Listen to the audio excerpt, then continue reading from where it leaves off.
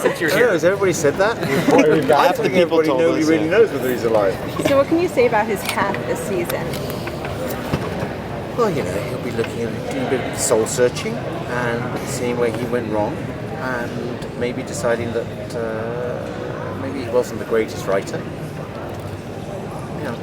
I think there's a certain amount of a reset. It's like the show itself. It's like, we look at the things that were successful and the things that weren't successful, and then you try and key into the things that were successful and fix the things that weren't. And that's what he's doing. Do you like playing the more like evil character from like last year, or kind of like the guy who gets up on this year? No, I think that he's, we'll see him the first few episodes. We'll see him in a different place, looking very different, and being a lot more introspective about his life and who he is, and not only who he is, but who he was, and what does he want to be, what does he want to do, what does he want to become. And he's going to become something kind of extraordinary by the end of this season. So will his main goal not be to take down Ryan Hardy anymore? Is that one of the things he's questioning? That's not. Yeah, it's not really. I don't think his goal was ever really to take down Ryan. Just to mess with him.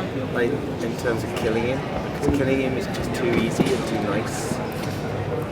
No, what I've always said about him is that he takes a crochet hook into the belly of Ryan Hardy and just tugs on his intestines. That's what he wants to do for the rest of Ryan's life.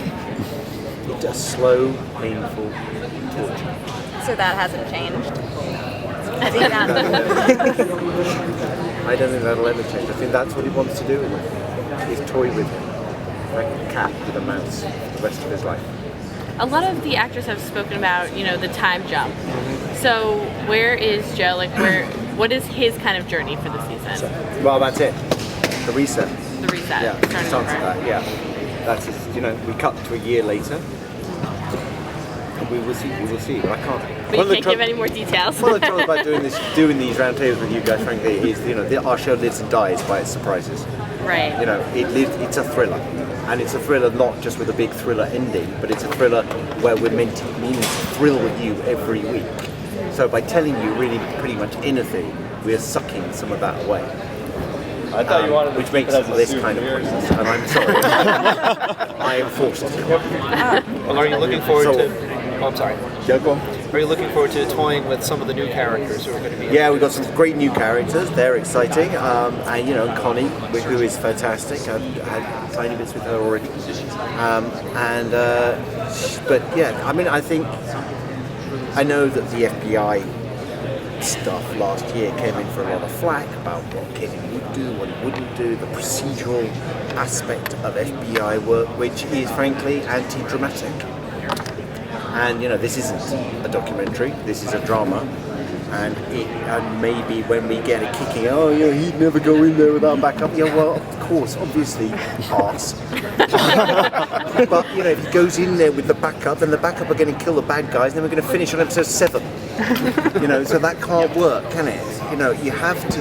When you get criticism, you slap people around the face and just go and watch a reality TV show then, because that's not the way it works in drama. Drama is always constantly being attacked by the people. I'm coming from England. We have shows set in hospitals, and every doctor and nurse loathes those shows set in hospitals. But no, really, go figure. It's not real. So that's the way it goes with drama. You take liberties with the truth. You try and be as authentic as you possibly can, and then you serve the resulting pie up to the public and hope they buy it. That's the way it is.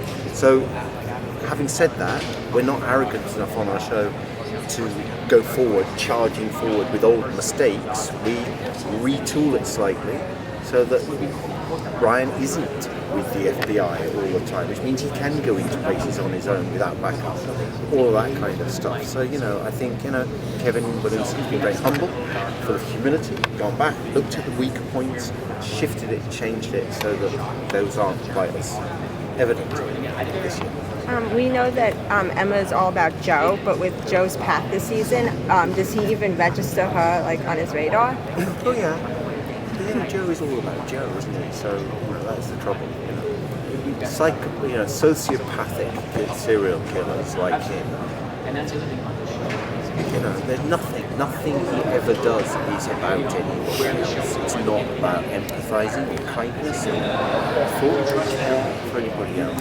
Everything he does is manipulation for himself. And one of the nice things about playing the part is the audience know that. And they watch somebody doing that to other people, and there's great pleasure in that. So, it's that kind of thing, seeing somebody. There are lots of times in the new season where you'll see me being very kind to people and being very nice to people, and of course you will know that what my ulterior motive is.